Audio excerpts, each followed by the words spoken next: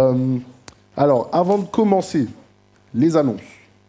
Les annonces, il n'y a pas beaucoup d'annonces, hormis le fait que il y a le jeûne la semaine prochaine, le jeûne et prière, pendant 3 jours, donc de lundi à mercredi, et les horaires vont s'afficher peut-être, ou peut-être pas.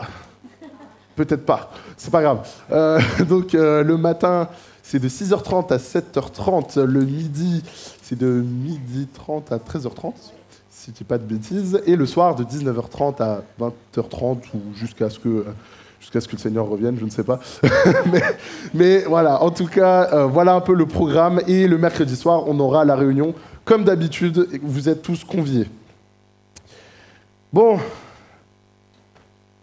Vous voulez entendre la parole de Dieu maintenant? Vous êtes OK? Super. Donc, pour ceux qui ont un petit peu suivi mes prédications en édition limitée, si je peux dire ça comme ça, les mercredis soirs, je continue la série sur Au cœur de l'adoration. Voilà, aujourd'hui, on est sur la partie 3. Si vous vous souvenez bien, la première partie, on avait fait toute une étude dans un ordre à peu près chronologique. On avait commencé à l'adoration pendant le Jardin d'Éden, puis avec les patriarches dans la partie 2. Et ils nous ont enseigné de bien des manières comment adorer. Vous êtes d'accord avec ça? Amen. Amen. Je sais qu'il fait chaud. Gilles, je te vois, t'es bouillant. Donc on a pu voir bien des choses, donc je vous invite à revoir bien évidemment si vous voulez vous remettre en tête un petit peu tout ce qu'on a pu dire, que l'adoration c'est pas seulement chanter le dimanche matin, mais c'est surtout un engagement de cœur avec le Seigneur, et c'est surtout se plier à sa volonté avant toute chose. Amen. Alléluia. C'est en très condensé, très résumé. Donc aujourd'hui, la prédication sera légèrement différente. On va faire un peu un grand écart. On a fini avec les patriarches et on a fini avec Job, mais on va passer directement à David. Il y a un peu de... Bon, il s'est passé des choses entre, mais c'est le Seigneur qui me l'a mis à cœur comme ça. Et en plus, vous aurez la joie d'avoir en même temps comment dire, c'est un petit peu mixé avec ce que j'apporte en général dans les summer camps, quand je fais les ateliers louanges. Donc vous êtes jeunes. Voilà, je tiens à vous le dire.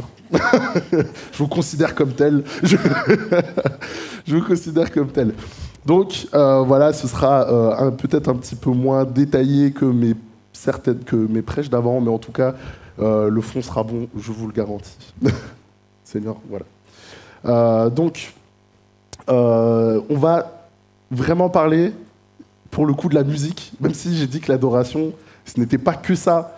Même si j'ai dit que l'adoration était bien avant ça, n'avait pas du tout même la forme de musique. On élevait des autels, on se prosternait, on faisait toutes sortes de choses qui montraient notre adoration à Dieu, des sacrifices, etc., etc. La dîme aussi, on en a parlé.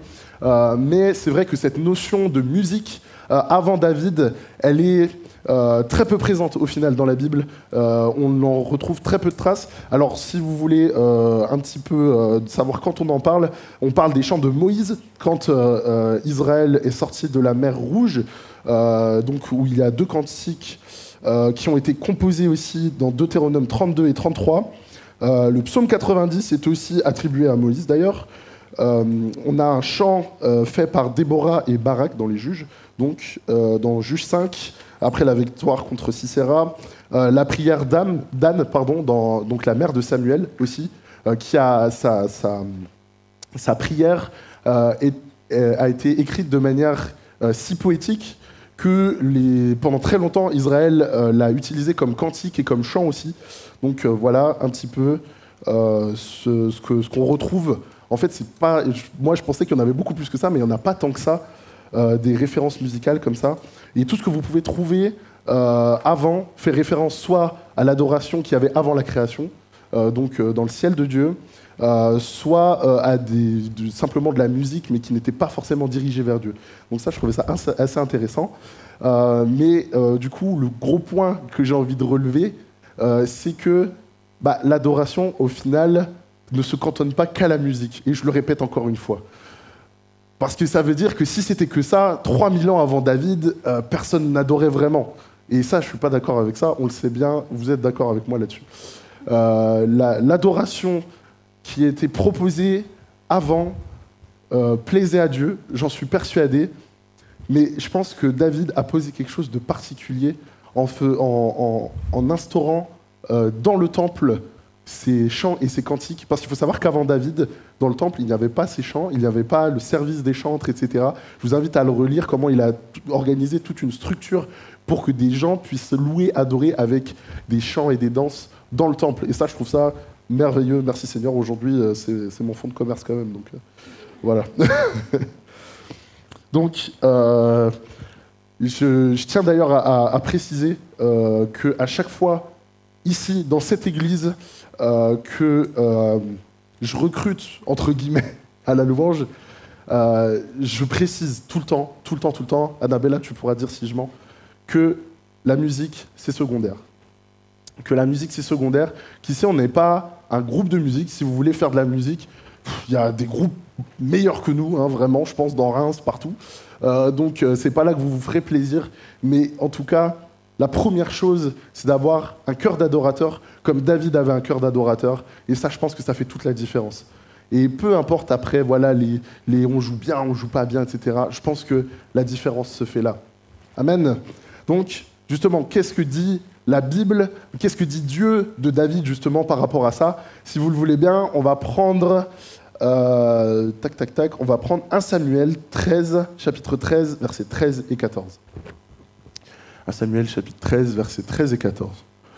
Donc, Samuel dit à Saül, « Tu as agi en insensé, tu n'as pas observé le commandement que l'Éternel ton Dieu t'avait donné. L'Éternel aurait affermi pour toujours ton règne sur Israël. Et maintenant, ton règne ne durera point. L'Éternel s'est choisi un homme selon son cœur.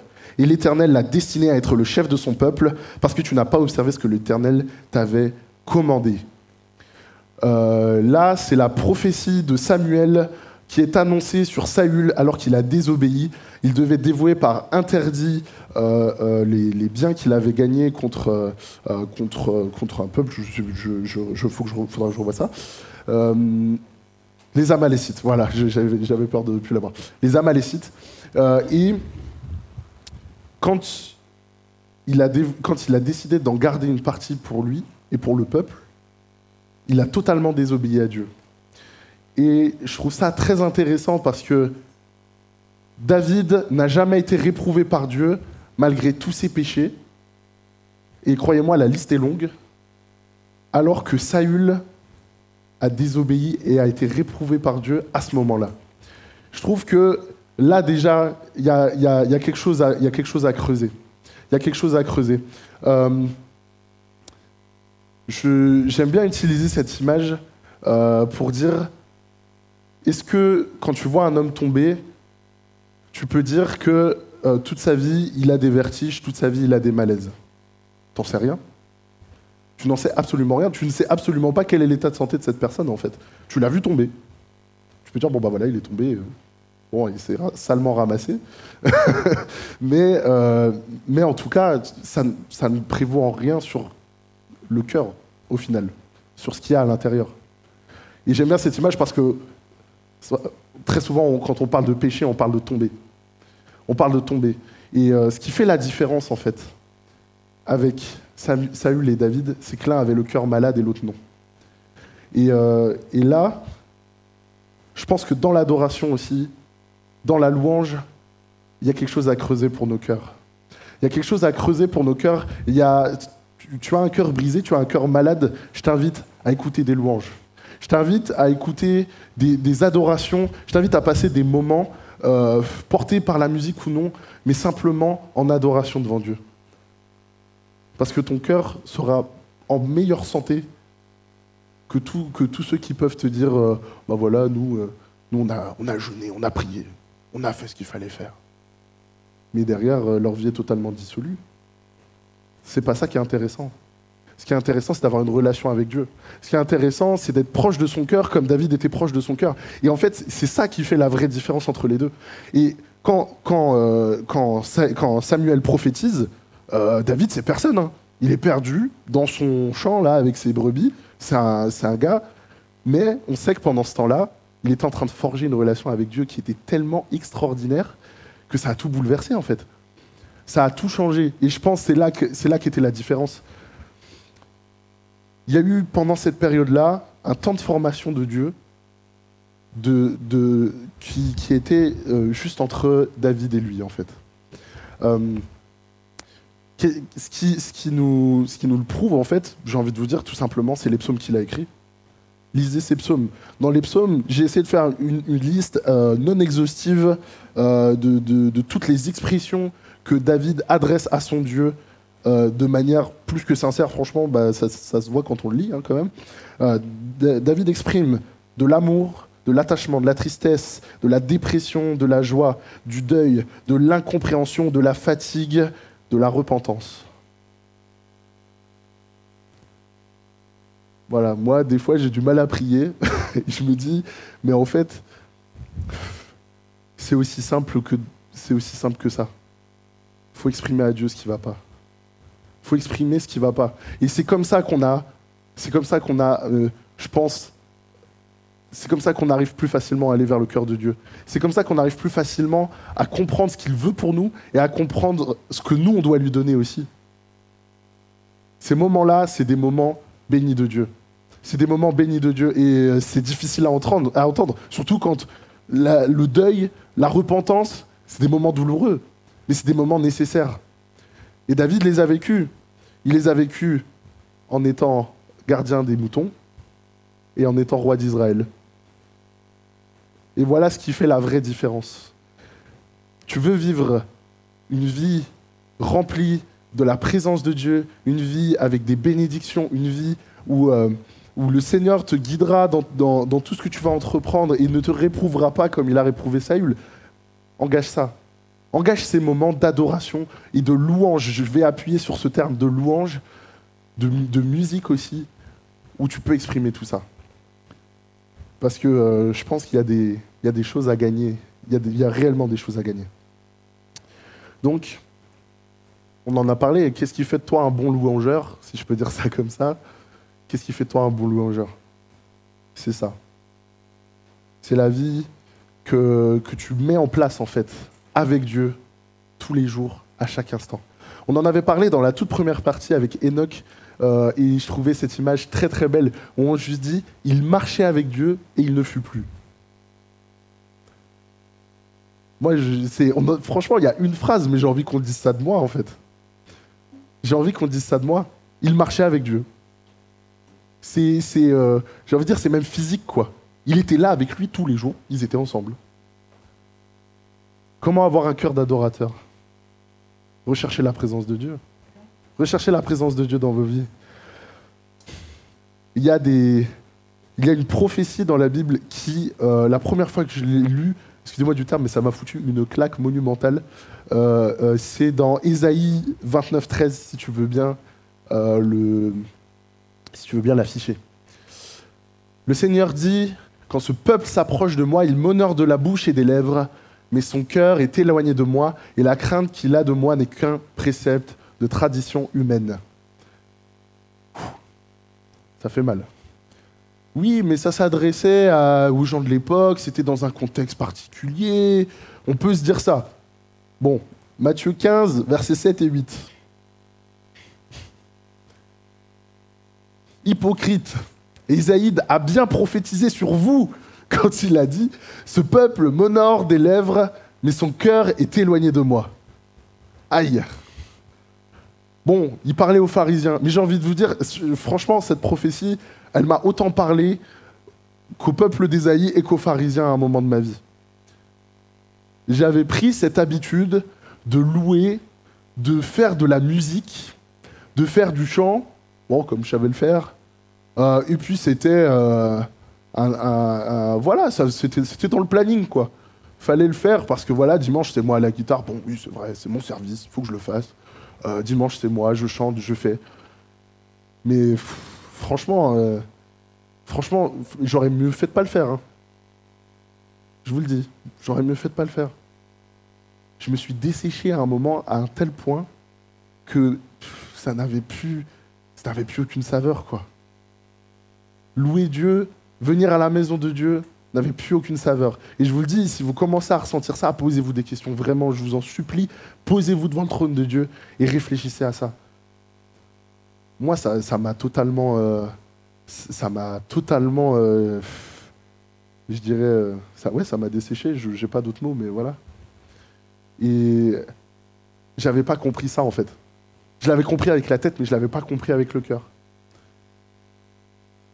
Et quand je suis tombé sur ce passage-là, dans une prédication sûrement de quelqu'un qui était bien inspiré, et ben ça a commencé à réveiller quelque chose en moi. Et je me suis dit, mais attends, ça fait combien de temps? Ça fait combien de temps que je viens, que je lève les bras, que je me mets à genoux, sans aucune réelle conviction, en fait, sans aucun réel attachement pour Dieu. Ça faisait longtemps, en fait. Et vraiment, c'est triste de se dire que la portée de cette prophétie est toujours actuelle, mais je pense que c'est surtout une prophétie pour que, justement, on ait ce déclic. Qu'on se dise, mais je suis là pour faire une tradition ou je suis là pour adorer mon Dieu, le Dieu vivant, le Dieu créateur, celui qui a tout accompli. Je pense que ça fait vraiment la différence. Une question, pourquoi la musique? C'est une bonne question. Pourquoi est-ce qu'on ne danse pas tous les dimanches? Pourquoi est-ce qu'on ne fait pas de la peinture? Pourquoi, voilà, il y a de la sculpture, j'en sais rien, il y a tellement de formes artistiques. Je pense que tout ce qui est du domaine de l'art, de toute façon, est bon pour servir Dieu. Mais il y a quelque chose de particulier dans la musique, et on va le voir. En premier, et j'étais assez surpris quand j'ai découvert ça, Dieu aime chanter. Est-ce que vous le saviez? J'apprends peut-être quelque chose. On va lire, si vous le voulez bien, dans Sophonie, chapitre 3, verset 17. L'Éternel, ton Dieu, est au milieu de toi. Comme un héros qui sauve, il fera de toi sa plus grande joie. Il gardera le silence dans son amour. Il aura pour toi des transports d'allégresse. Et selon d'autres versions, il s'égayera avec toi en chant de triomphe. Le Seigneur chante avec nous. Je vous avoue que ça ne m'avait pas traversé l'esprit avant que je fasse cette prédication. Et c'est quand j'ai lu ça, j'ai dit, mais en fait, c'est aussi une forme d'expression d'amour. Quand on prouve à Dieu qu'on aime le chanter, qu'on aime l'adorer, il chante avec nous aussi des fois, je pense. Quand on a des victoires sur notre chair, quand on gagne des combats, je pense qu'il se réjouit aussi en chant d'allégresse. Amen. Moi, je trouve ça incroyable. Je ne sais pas vous, mais je trouve ça incroyable. Le deuxième point, qui est, je dirais, le plus évident, c'est que Dieu aime être loué par les chants. On va prendre dans Colossiens 3,16, si vous le voulez bien. Que la parole de Christ habite parmi vous abondamment. Instruisez-vous et exhortez-vous les uns les autres en toute sagesse, par des hommes, par des psaumes, par des hymnes, par des cantiques spirituels, chantant à Dieu dans vos cœurs sous l'inspiration de la grâce. C'est tout. C'est tout. En fait, déjà Paul nous donne des indications. C'est comme ça, en fait, qu'on aiguise le fer, si je peux dire. C'est comme ça qu'on apprend à être des vaillants soldats, c'est comme ça qu'on s'équipe. Déjà, c'est pour nous, mais c'est aussi pour lui. On en a parlé au tout début, si vous vous souvenez bien. L'adoration, la louange, c'est déjà un pas de nous vers notre Dieu, pas l'inverse, mais par-dessus ça, on sait que c'est bénéfique pour notre âme, en fait, tout simplement. On est équipé. Quand tu loues Dieu, ne ferme pas ta bouche, je t'en supplie. Le dimanche matin, quand tu viens adorer, ne ferme pas ta bouche. Il y a des bénédictions qui découlent du ciel quand tu fais ça. Quand tu pries, quand tu adores, quand tu chantes. Et c'est comme ça, j'aime vraiment ce terme, tu vois. Vous voyez, pardon, je vous tutoie d'un coup, là. Quand il dit, mais voilà, c'est s'instruire, c'est s'exhorter par des psaumes, par des hymnes, par des cantiques spirituels. C'est-à-dire que quand tu récites des chants, quand tu chantes des chants, tu instruis même ton âme. Moi, je le dis en fait très souvent, il y a des versets, je les ai plus appris en les chantant. La parole de Dieu, je l'ai peut-être plus appris en chantant au final qu'en la lisant. Bon, maintenant je me rattrape en lisant quand même. Hein, mais quand j'étais petit, je me suis dit, mais en fait, tous les chants qu'on chante, etc., c'est la parole de Dieu qu'on proclame. Et la parole de Dieu qui est proclamée dans les vies, c'est Jésus qu'on annonce tout simplement. Amen. En troisième point, pourquoi la musique? C'est qu'elle atteint une part émotionnelle et spirituelle. très important, nous facilitant l'accès à l'adoration. Je sais pas vous, mais moi, je suis facilement ému par des chants même pas chrétiens. Il y a des chants qui arrivent à vous tirer des larmes incroyables, hein. Il y a des chants qui arrivent à vous donner de la joie. Il y a des chants qui vous donnent envie de danser. Il y a des... mais c'est pour ça que c'est pour ça que c'est aussi intéressant de louer par la musique. Toutes ces émotions-là, c'est pour ça, encore une fois, que c'est pas la chose principale, la musique, mais que c'est secondaire. C'est comme, voilà, un petit coup d'élan. On vous donne un petit coup d'élan pour aller vers le trône de Dieu. C'est pas mal. Donc, faut pas trop dénigrer non plus les louangeurs. Ils sont là aussi pour vous aider.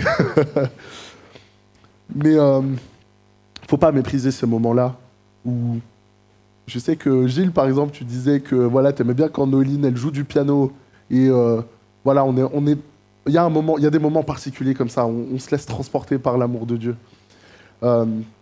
Et je voudrais d'ailleurs parler d'aussi quelque chose qui a un petit peu bouleversé ma vie à une certaine période et qui a été très très instructif pour moi. Ça a été toute la période du collège, si je peux dire. Certains d'entre vous avez déjà entendu ce témoignage où je commençais, c'est vraiment en même temps, j'ai commencé à prendre la guitare pour louer le Seigneur. Et j'ai commencé par mes fréquentations, par mes amis, etc., à écouter certains styles de musique, notamment du métal, notamment des choses bien énervées comme ça. Et ça a vraiment... je peux vous le dire à l'heure actuelle, la musique a aussi j'ai envie de dire, son côté opposé. Émotionnellement et spirituellement aussi. Vraiment, quand j'ai commencé à écouter ce type de musique, c'était très anodin, c'était du rock, c'était des choses comme ça, des choses pas forcément mauvaises. Puis plus plus je suis tombé dedans, plus j'ai vraiment commencé à écouter des groupes qui, rien que par leur nom, vous saviez que c'était pas de Dieu, quoi. Et en fait, j'ai commencé à voir moi-même, et les gens autour de moi ont commencé à voir des choses être modifiées dans ma vie de tous les jours. Faut savoir que vous me connaissez, je suis quelqu'un de plutôt joyeux, je le pense. Voilà. Je commençais à avoir des choses très sombres dans la tête. Je commençais à être dépressif tout le temps, pour rien. Je commençais même à avoir des pensées suicidaires à un moment. Ça va loin, hein, ça va loin. Quand je vous dis que ça atteint quand je vous dis que ça vous atteint au plus profond de vous, c'est très très sérieux. Pour vous dire, à un moment, je devais écouter certaines musiques pour m'endormir. Du métal, hein. C'est pas très reposant quand même.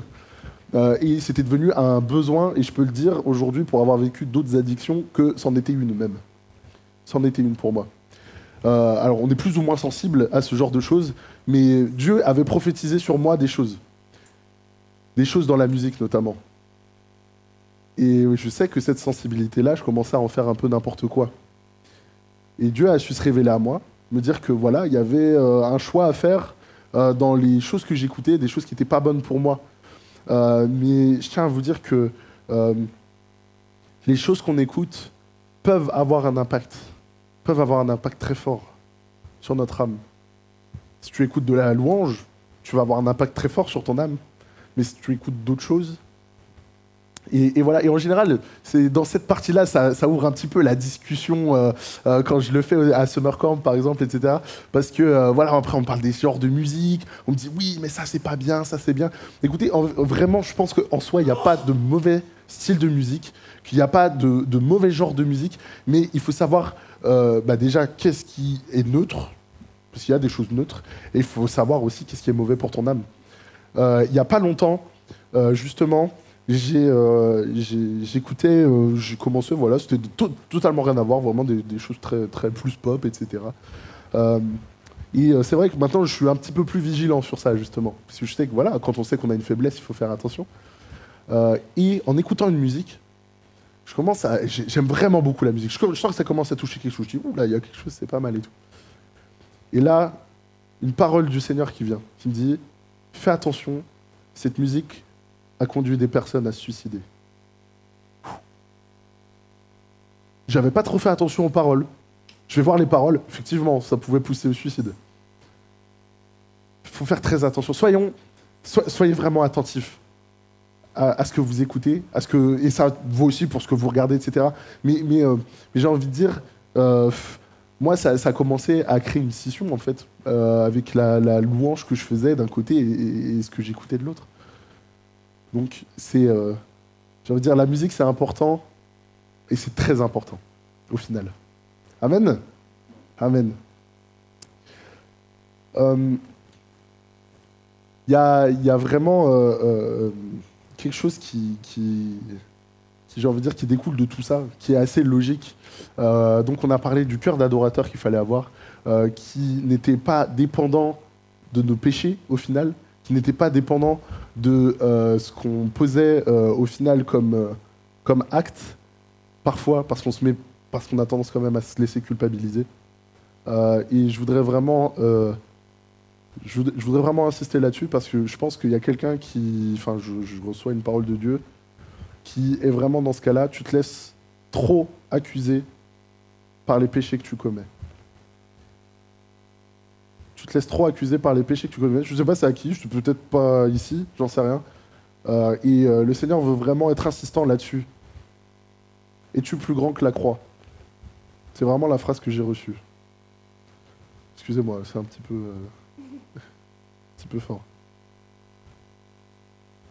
T'es pas plus grand que la croix. Et vraiment, le Seigneur veut te dire, ne te laisse pas avoir. Ne te laisse pas avoir. Tes péchés te sont pardonnés parce qu'il a tout accompli. Amen. Maintenant, il faut changer. Après, il faut changer aussi. C'est important. Mais voilà. Donc, oula, je suis perdu avec tout ça.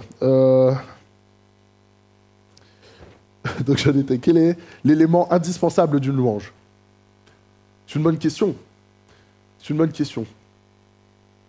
On peut se dire, oui, voilà, il faut qu'on ait un bon moment de repentance. Il faut qu'on ait un bon moment où voilà, on va être dans la joie, on va danser, on va machin. Je pense que la réponse est toujours la même, et on la trouve dans Jean 4, verset 23.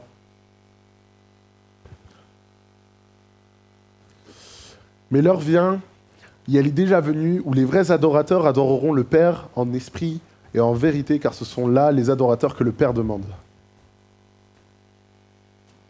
L'élément indispensable d'une louange, en fait, c'est Dieu. C'est la présence de Dieu. C'est de savoir que le Saint-Esprit est là, qu'il agit, qu'il nous guide, qu'il parle par ses paroles, qu'il va délivrer, qu'il va encore guérir. Moi, je suis toujours émerveillé de voir que dans certaines louanges, on l'a vécu il n'y a pas longtemps, par exemple, juste la présence de Dieu pendant la louange fait chasser des démons. Mais c'est pas la louange, c'est la présence de Dieu. De voir que pendant nos moments de louange, plusieurs frères et sœurs de l'Église reçoivent des paroles de Dieu, des paroles de connaissance, des paroles de sagesse, des prophéties pour édifier l'Église. Mais c'est pas parce que c'est la louange, c'est parce que c'est la présence de Dieu.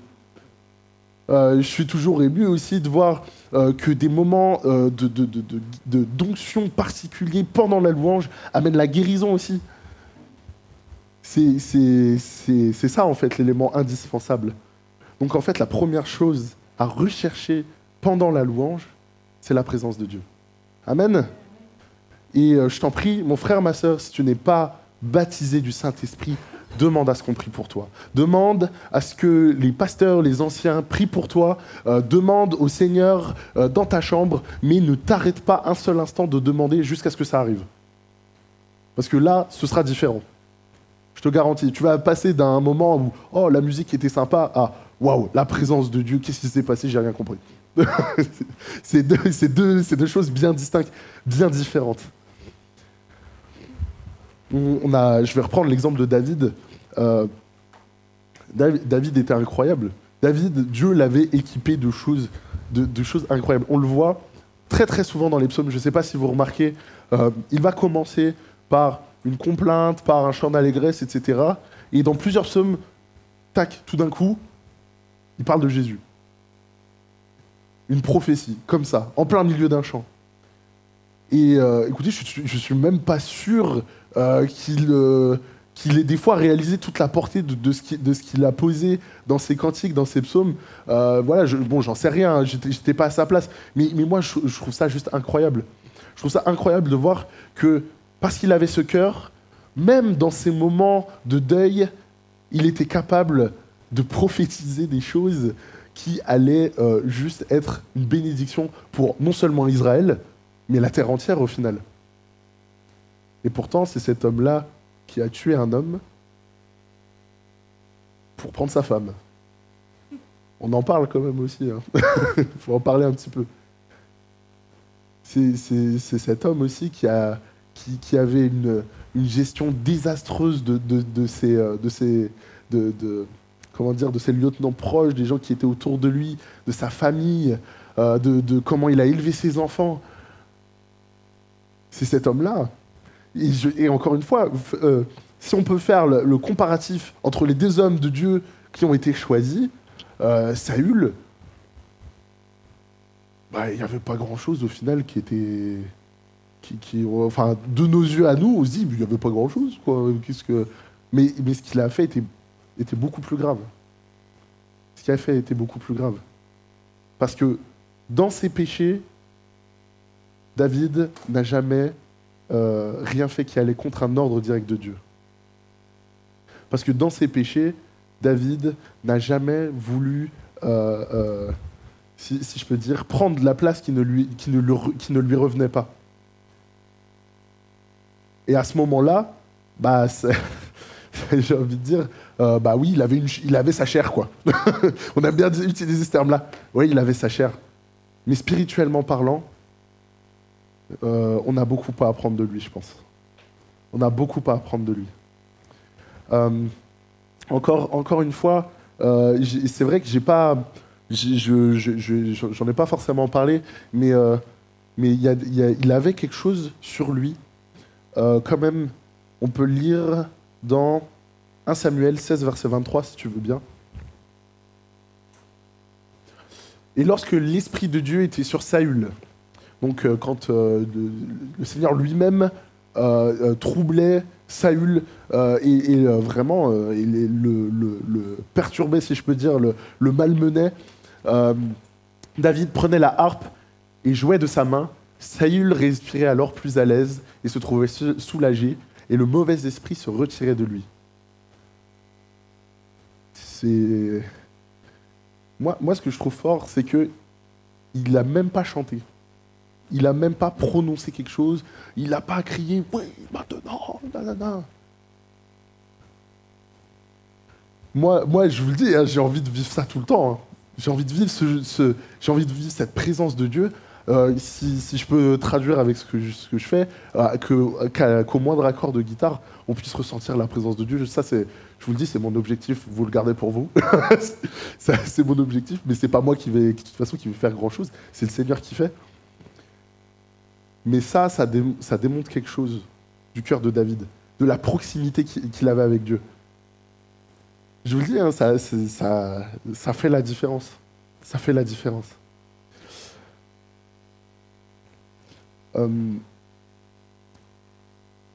Je voudrais simplement terminer, il est déjà à l'heure. Je voudrais terminer par une conclusion en vous disant que il n'y a pas de mérite, en fait. Il n'y a pas de médaille, il n'y a pas de course. Il y a seulement des gens qui cherchent la face de Dieu. Il y a seulement des gens qui plient le genou. Il y a seulement des gens qui adorent, qui décident de prendre la guitare, le piano, qui allument Spotify, j'en sais rien, mais qui décident de louer Dieu. Et trop souvent, je pense, on essaye de se dire... Moi, c'était aussi une pensée qui venait régulièrement de me dire mais en toute façon, vu les péchés que j'ai commis dans la semaine, ta louange, elle vaut pas un clou, quoi. Mais si vous réfléchissez comme ça, j'ai envie de vous dire, vous l'aurez plus jamais. Hein. Vous l'aurez plus jamais. Parce que le Seigneur, on l'a dit encore une fois, ce qu'il recherche, c'est des adorateurs en esprit et en vérité. Il n'a pas dit des gens qui n'ont pas péché pendant 7 jours d'affilée. Amen. Prions ensemble un petit peu. Alléluia. Merci Seigneur. Merci parce que, Seigneur, je le crois, tu m'as vraiment inspiré dans ce message et je veux te remercier pour tous ces gens qui sont là, Seigneur, qui, Seigneur, désirent avoir ce cœur d'adorateur, Seigneur. Ce qui désire, Seigneur, vivre cette relation, Seigneur. Comme David, Seigneur, vivait cette relation avec toi. Comme ces moments où il décidait de tout lâcher, Seigneur, de ne pas faire attention et de simplement danser et chanter devant toi, Seigneur. Seigneur, je veux que toutes mes louanges, Seigneur, vraiment soient comme ça, Seigneur. Juste entre toi et moi, Seigneur.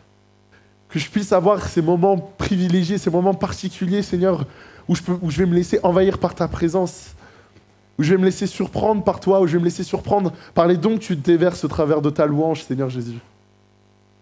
Je te demande encore, Seigneur, vraiment de particulièrement, Seigneur, poser ta main, Seigneur, sur chacun ici présent, Seigneur. Accorde-leur, Seigneur, d'avoir, pour certains, peut-être un rafraîchissement, Seigneur, dans ces moments de louange. Qu'ils puissent vivre quelque chose de différent, vraiment.